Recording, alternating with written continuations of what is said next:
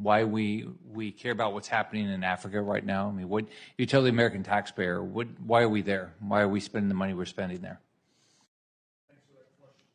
Thanks for the question, Senator. For access and influence, I'd say that a number of countries are at the tipping point of actually being captured by the Russian Federation, as they are spreading some of their false narratives across Libya. And from a strategic answer piece, access influence across the whole Maghreb, that is NATO's southern flank. We need to be able to maintain access and influence across the Maghreb from Morocco all the way to Libya. The PRC and Russia are also remaining exploitative where possible and coercive when necessary. They want that ground. They want power projection capabilities. So for the most part, the rest of the continent is also for mining concessions, whether it be gold or rare earth minerals. Both of them have a long-range plan. But I think at the accelerated pace, Russian Federation is really trying to take over Central Africa as well as the Sahel. It's a difficult subject, this, for me as a white man to raise.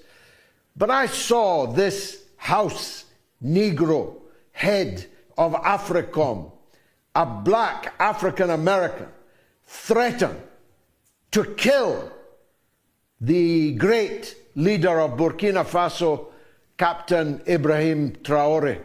And it made me so mad, I reached out for Nico House for a point of view on it. Did you see it? And what do you think of it? Yeah, absolutely. First of all, let me say congratulations, George, on all the success that you've been having. It's well deserved. I mean, from the guests to the topics that you cover, I feel like it's not really that many people giving so much diversity. And I know that Piers Morgan is trying his best to copy you, but, you know, it doesn't quite hit the same when you're not as dedicated to the truth as a presenter as you are. So let me just say congratulations on that. And yeah, absolutely. I saw Lingley's comments about Ibrahim, how he's supposedly using the gold reserves to provide his own private security. And let me just say, first of all, that's not true.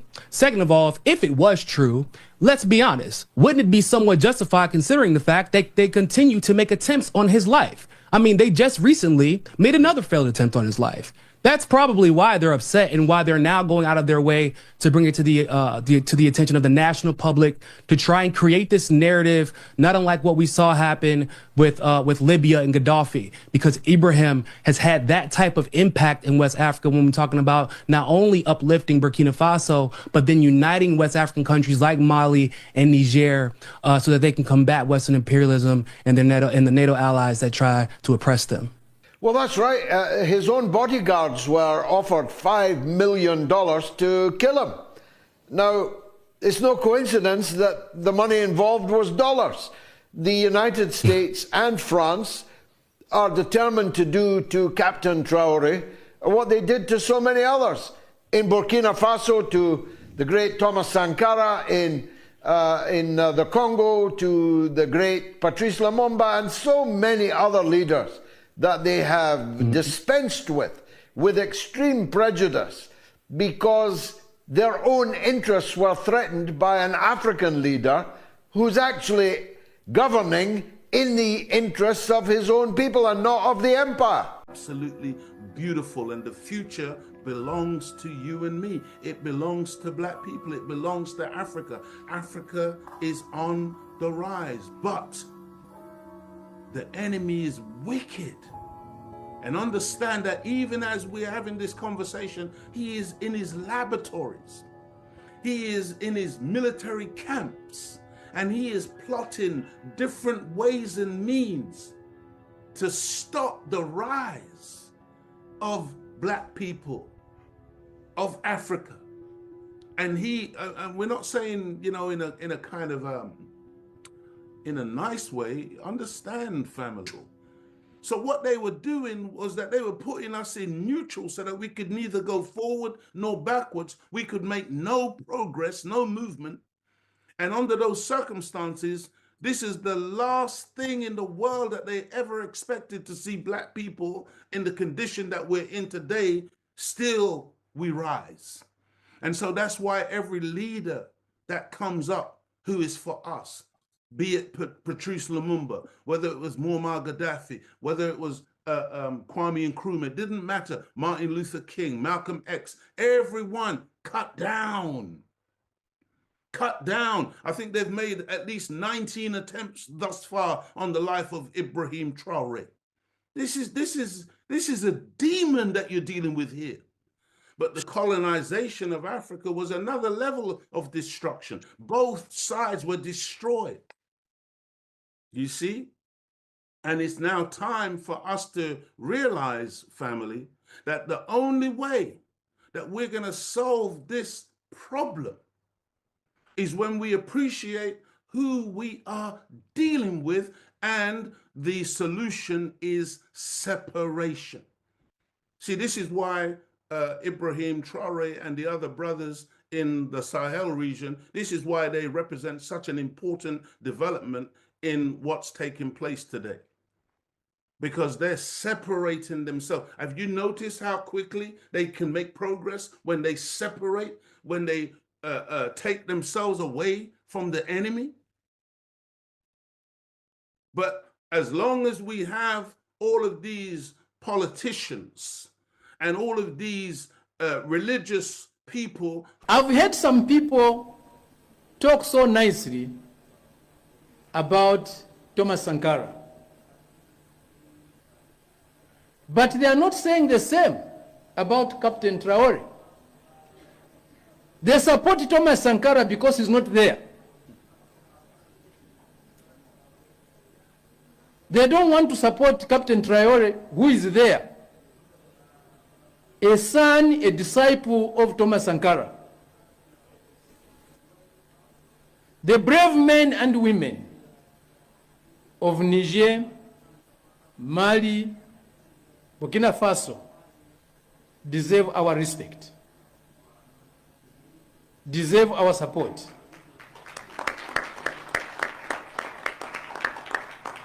Long as we have all of these politicians and all of these religious people who are all wrapped up. Imagine being a preacher today where you have to get a license from the enemy to be a preacher.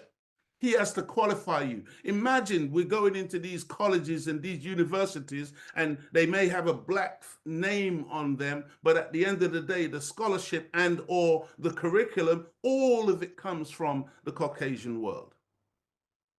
Just think about that. The Honorable Minister Louis Farrakhan asked the question one day. It's such a beautiful question. He said, if a man won't treat you right, what makes you think that same man will teach you right?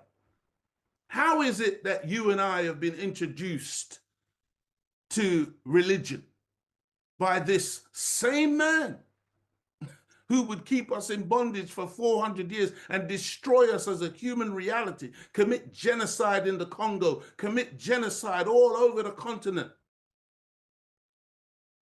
destroy us in the Caribbean, work us from can't see morning to can't see night for hundreds of years with no pay, deny us the ability to read or write for hundreds of years because Henry Berry, one of their senators in America, boasted, listen to the boast of the white man, we have cut off every avenue of light to the mind of the Negro. We have cut off every avenue of light to the mind of the Negro. Do you know what that means? If you cut off light, in other words, knowledge, wisdom, understanding from going into the mind of a human being, then you are creating an entity which is pure, unadulterated ignorance. I'm saying brave because what they are doing requires courage. It's not for the faint-hearted. It's not for the cowards who grovel before imperialism. I've heard some people talk so nicely about Thomas Sankara, but they are not saying the same about Captain Traore. They support Thomas Sankara because he's not there. They don't want to support Captain Traore, who is there, a son, a disciple of Thomas Sankara.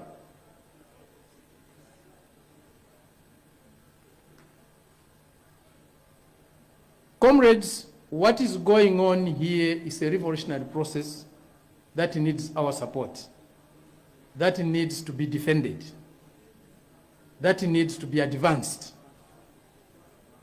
with all the tenacity, with all the courage it takes.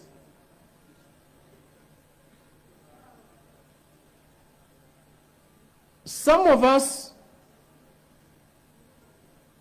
come from places, come from countries where they believe the periodic elections they hold are the only way for people's participation. But they forget, or we forget, that in a truly free world, democracy takes many forms of expression. It's not only one form of expression. You can vote with a pencil, and in some places, people have voted with their blood. The brave men and women of Niger, Mali, Burkina Faso deserve our respect, deserve our support.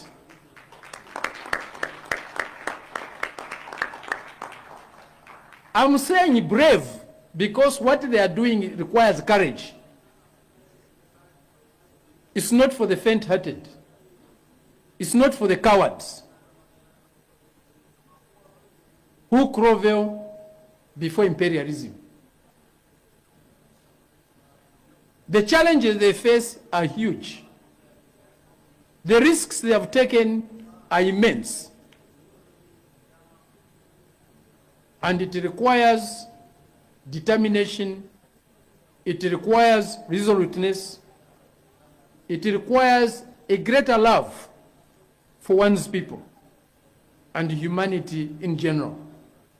And so that's why every leader that comes up who is for us, be it Patrice Lumumba, whether it was Muammar Gaddafi, whether it was Kwame Nkrumah, it didn't matter, Martin Luther King, Malcolm X, everyone cut down. Cut down. I think they've made at least 19 attempts thus far on the life of Ibrahim Traore. This is a demon that you're dealing with here. The only way that we're going to solve this problem is when we appreciate who we are dealing with, and the solution is separation. See, this is why Ibrahim Traore and the other brothers in the Sahel region, this is why they represent such an important development in what's taking place today.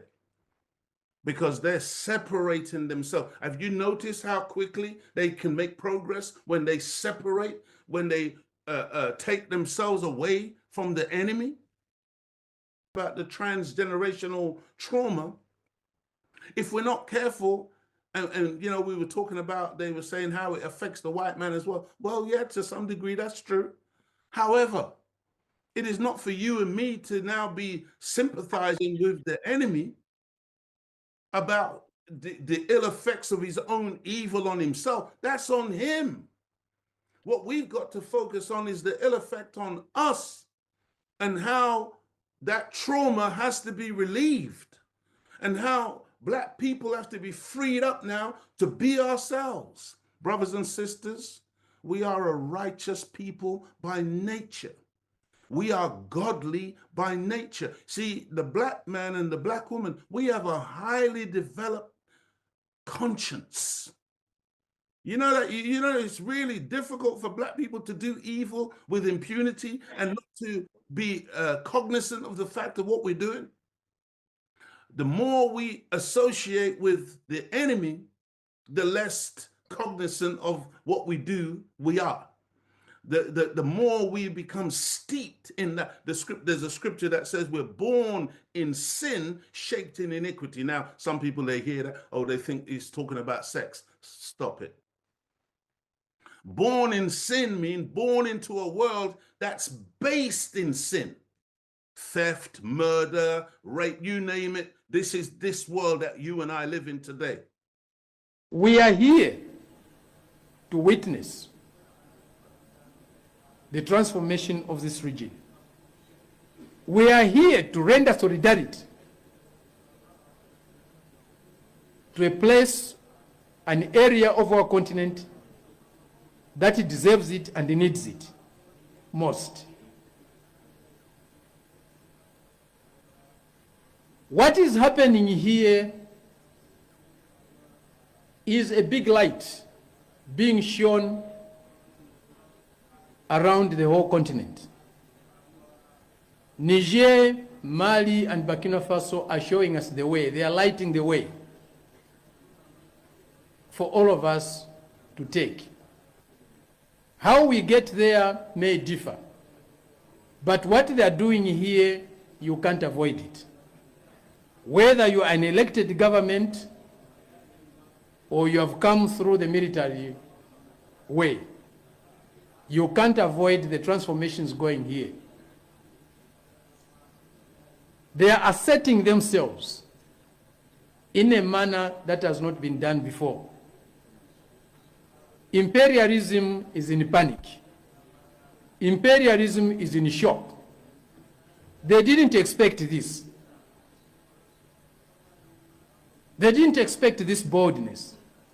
They didn't expect this resolutiveness. They didn't expect this clarity. Speaker after speaker this morning was very clear on what is being done here, what is being advanced here, what is being promoted here, what is being defended here. They were very clear. And this clarity needs to be respected. This clarity needs to be embraced. This clarity needs to be explained further and further and further and further and further, and made more simpler and simpler and simpler to all our people on this continent and the diaspora. A lot can be said about what is going on here, and many have already said it. I don't want to bore you with repetitions. All that I can say is let's embrace what is going on here. Let's dedicate a lot of time to what is going on here. Let's provide what is going on here with the moral and political support. There are many answers, there are many questions that need answers. Let's work with our comrades here to provide the answers that are needed. A country dominated by another country can never be able to be democratic. You can't build democracy in a country that is dominated by another country, that is a neo-colony of another country. For you to start talking about democracy, you have to get rid of neo-colonialism. It's a condition. We heard at the opening session of this conference this morning, speaker after speaker, including the Prime Minister of Niger, they were talking about the struggle for their independence. They were talking about the struggle for sovereignty. Sovereignty for what? Independence for what? Independence from who? Independence from who? It's the independence from those who dominate us today. It's the independence from those who neo-colonize us today.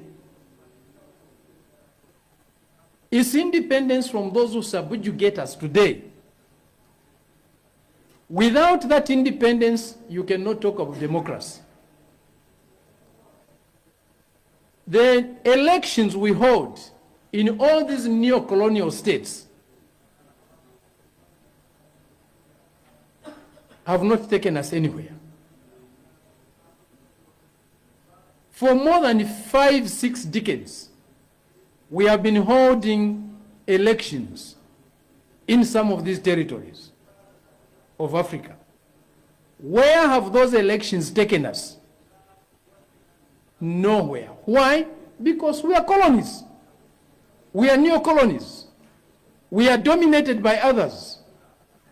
And you cannot have meaningful democracy without total independence, as it was said this morning. We need total independence. There are some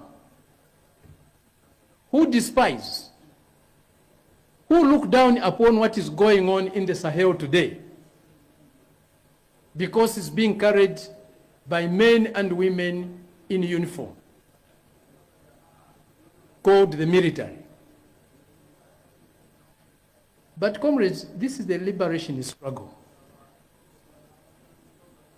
And no country in the world, truly, truthfully speaking, including the United States itself, did not liberate itself, or which did not liberate itself by the use of the military, by the use of armed men and women. That's what happens when there's national liberation. People who command the use of force step in. And what is going on here cannot be said to be undemocratic when you compare it with the sham elections that are being held across the continent, with the political parties that compete with each other without any meaningful agenda, without any meaningful purpose, other than the use of millions and millions of dollars to deceive the people, to bribe the people. The changes going on here today cannot be carried out without the will of the people, without the support of the people. It's impossible. These are not mere military coups. These are revolutionary processes with a very, very high level of people's support and people's participation. In the opening session today, we had leaders of our people from all walks of life. We had the traditional leaders,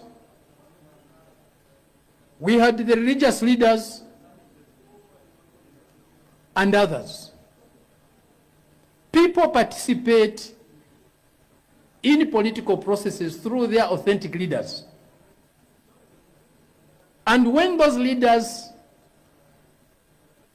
are there, you cannot deny that there's people's participation. We had Islamic leaders today. We had a Catholic bishop today. We had all sorts of traditional leaders today participating in our conference.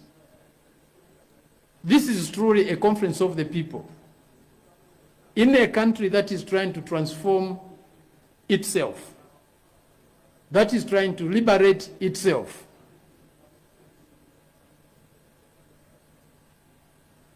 It is impossible not to support what is going on today here. If you are truly a Democrat, if you are truly progressive, if you are truly a socialist.